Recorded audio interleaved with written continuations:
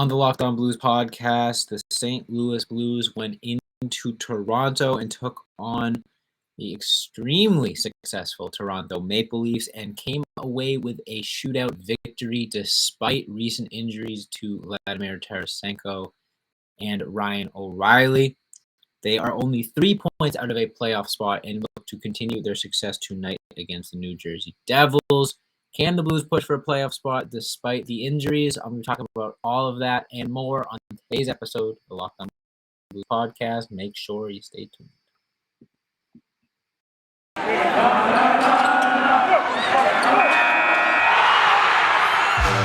You're Locked On Blues, your daily podcast on the St. Louis Blues. Part of the Locked On Podcast Network, your team every day.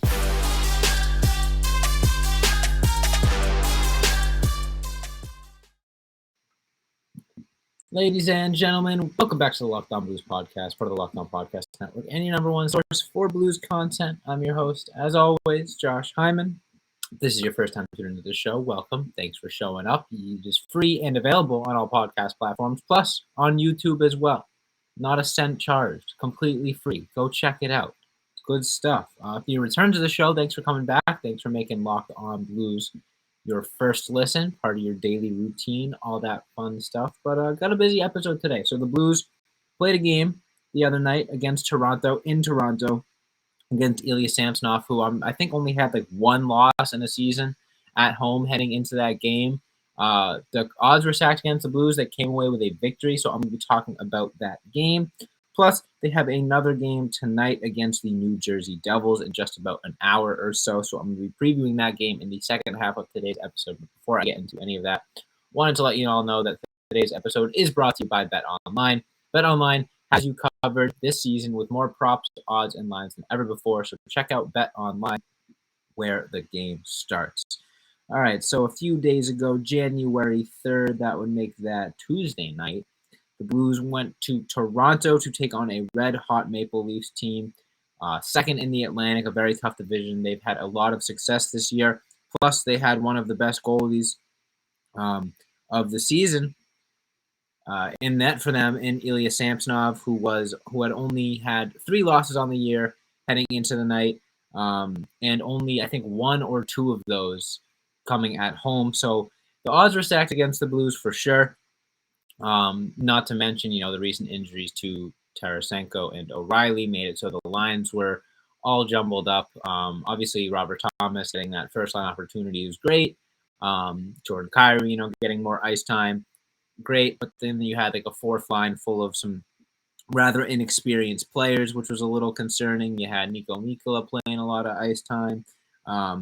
Just a difficult situation for the Blues to come in and get a win. And it was an absolute barn burner of a game. So I'm going to be taking this about one period at a time, going through, talking about what I liked, what I didn't like, and, how the Blues eventually came out with a victory. So period started out pretty strong. Well, not pretty strong, as the Blues did fall shorthanded early, but capitalized on that as Brandon Saad got, I believe, his second shorthanded goal of the season. From Parayko and Achari to put the Blues up 1-0 under 5 minutes into the game, which was a huge, huge momentum point for the Blues, being able to capitalize on a power play opportunity for the other team and turn it into a goal.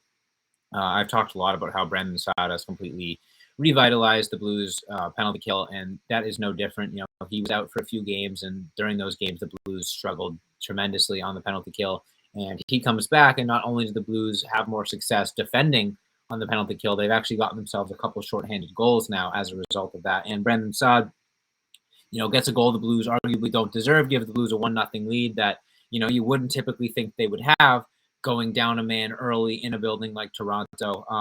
Great stuff there. And then just 8 minutes later, they flipped the script and scored on the other end of the spectrum, getting a power play goal from Braden Shen, assisted by the youth of the team in Robert Thomas and Jordan Kyrou.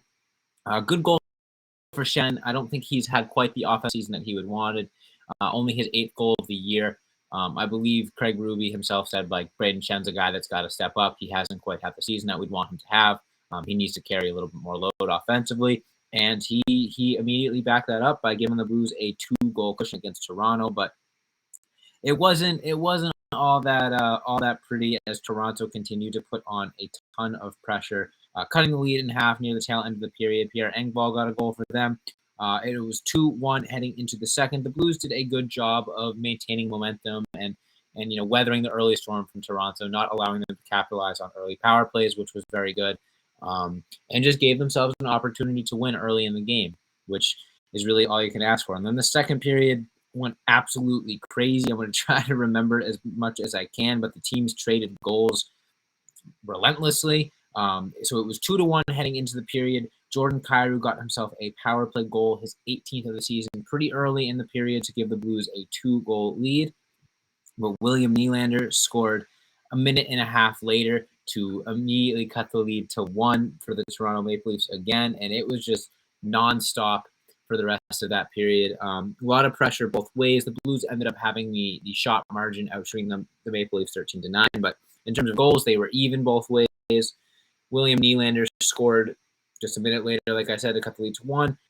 There was a little bit of a break before Josh Lebo, the former Maple Leaf, got his 4th of the year. Jake Neighbors gets an assist on that goal, which was great to see.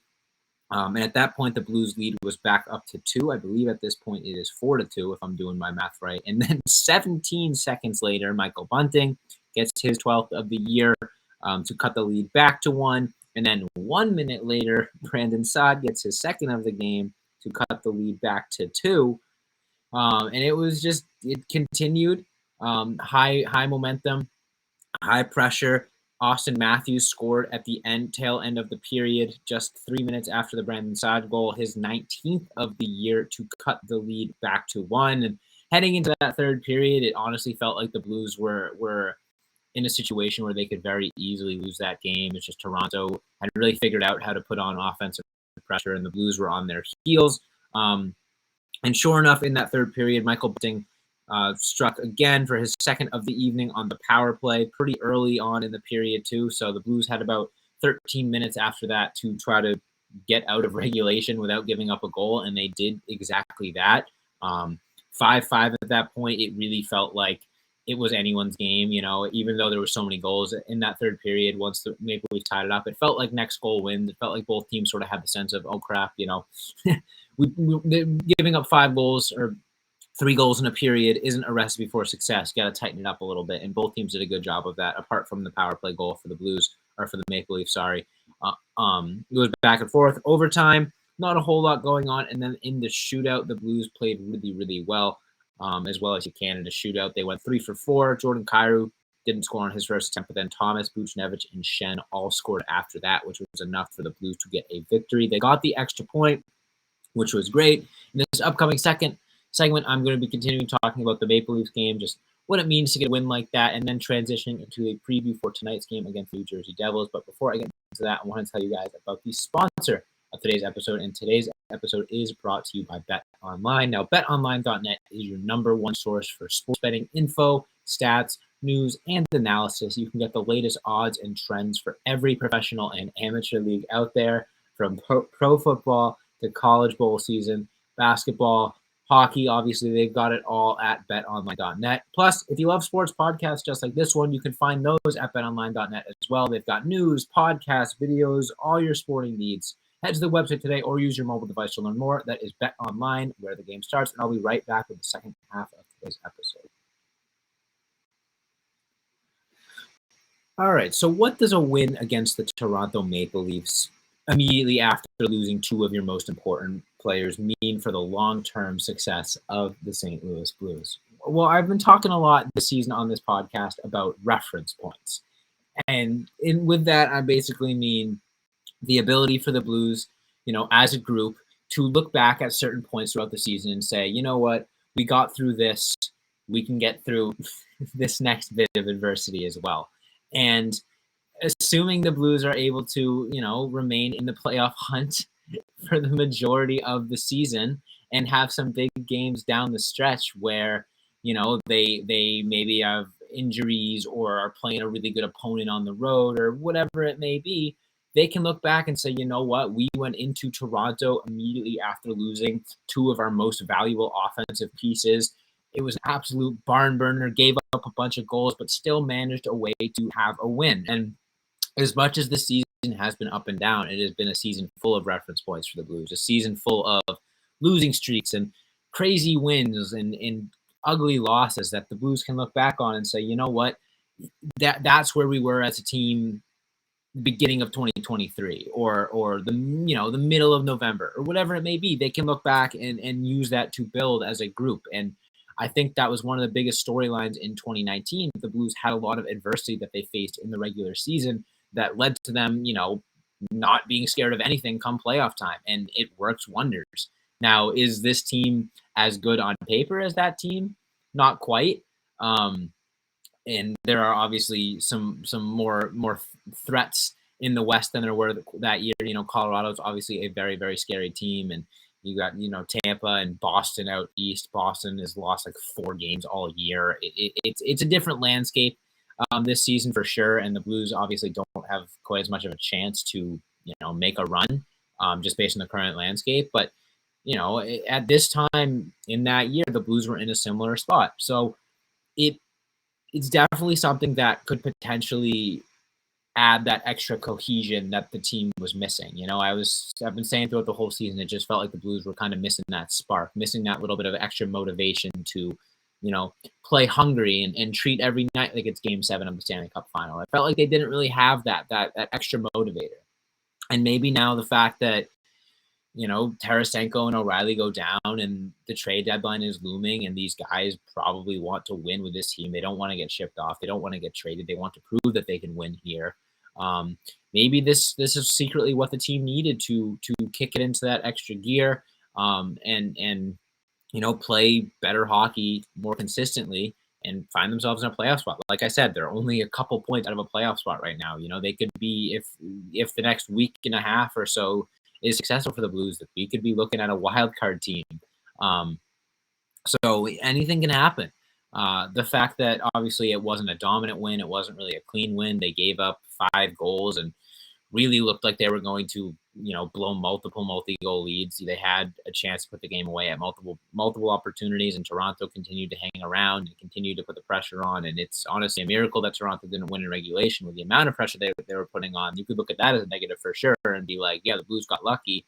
Or you could look at that and say, they went up against one of, if not the highest powered offense in the NHL and got in a shootout, got in an absolute barn burner match, and thumped them early. I think they were out shooting them 13-2 early in that game, established their presence early, and then they were able to keep up. It depends on you, glass half full, glass half empty. And I said a lot last episode, but I thought this was going to be the straw that broke the camel's back for the Blues, and it's been one game. I'm not saying the season is turned around, but I'm still in the boat that I think they're going to struggle over these next few weeks, and it's going to prove that they're not all that much of a contending team. But I would be happy to be proved wrong and have them sort of come together and have a chip on their shoulder and be like, look, everyone's counting us out. People are talking about trade rumors, et cetera, et cetera. People are talking about tanking for the draft lottery, and it could put a fire under them and lead to them winning more games than they lose. So I hope I'm wrong in that sense, but we'll see. Now, in this final half of the episode, talking about the Blues' opportunity to continue their success tonight against the New Jersey Devils, another team that has had a ton of success, second in their respective division, just like the Toronto Maple Leafs were. New Jersey Devils find themselves at 24-11-3 on the year. They have been very, very good. Surprisingly, not too good at home. Obviously, this game is in New Jersey. New Jersey is only 10-9-2 at home versus 14-2-1 on the road, which is very strange. You don't see that a whole lot in the NHL. Obviously, the Blues are better on the road than at home, but not nearly by that margin. So maybe the fact that they're catching the Devils at home is a little bit of a blessing in disguise. Both teams coming in having won their last game, but nothing more than that. No real streaks on the line. Looking at the stats, the Blues offense puts them at 20th in the league at 3 goals per game. The Devils with a little bit more, but they're all the way up at 8th in the league. They get the 5th most shots on goal in the league at 35, where the Blues are down all the way down at 24th in the league. So high volume offense from the Devils, absolutely. Power play, not too great. They're at 22nd in the NHL around 20%. So 1 out of every 5 power plays, you expect them to get a goal. Shooting percentage also not that good. Face-off percentage middle of the pack as well. So in terms of like the nitty-gritty stuff, shooting percentage face-off, it's fairly even. Power play, the Blues do have the advantage. Special teams, you got to hope that you can keep the Devils off the board there, because that's not how they've won games. If you allow the Devils to get a bunch of power plays and power play goals, you're probably going to lose, because they are very good at beating you other ways. And one of those biggest ways is their defense. They allow the second least goals per game and the second least shots per game. So offense is going to be hard to come by for the St. Louis Blues. They're not going to be able to put a ton of shots on net, which, let's be honest, they haven't been able to all season, but still. And then penalty kill, they are at 7th as well. So very good defensive team in the New Jersey Devils, and good offensively when they need to be. Not so much on the special teams, but they get a lot of shots on goal and they don't allow a lot of shots. So the shot disparity is often, very much in their favor. And that's something the Blues are going to have to work through in this upcoming third and final segment. I'm going to be giving my pick for locked on player of the game and talking about the keys for the Blues to hopefully come out with a victory. Now, if you are looking for a delicious treat, you don't want all the fat and calories, and you've got to try a Built Bar. I've been talking about them forever, and they're delicious. We just got through the holidays, and I know that one of my New Year's resolutions is to eat a little bit healthier this year. If you're like me and you want to eat healthier, but you don't want to compromise taste, then I've got just the thing for you. You've got to try Built.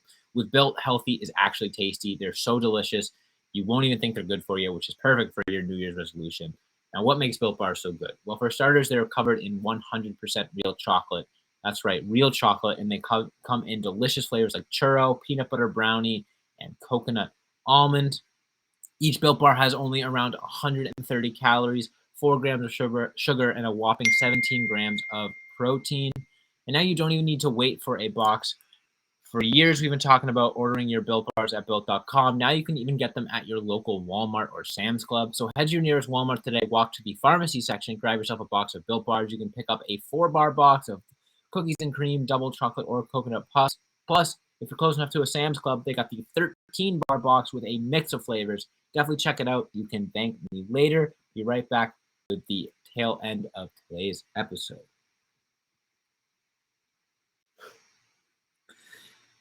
All right, so who the heck is the most important player for the Blues tonight? With a disjointed roster, players playing up and down the lineup unexpectedly, defensemen being weighed on more heavily, offense being weighed on more heavily. Look, and I think the offense isn't the problem. I think if the Blues are going to come out, they're gonna have a tough time generating shots. They're gonna have a tough time generating offense. So because of that, it starts with the goaltender. And if Jordan Binnington is able to have a successful night tonight and set the tone for the Blues, then it won't matter how many shots on goal they get, because New Jersey will get frustrated and have a tough time scoring.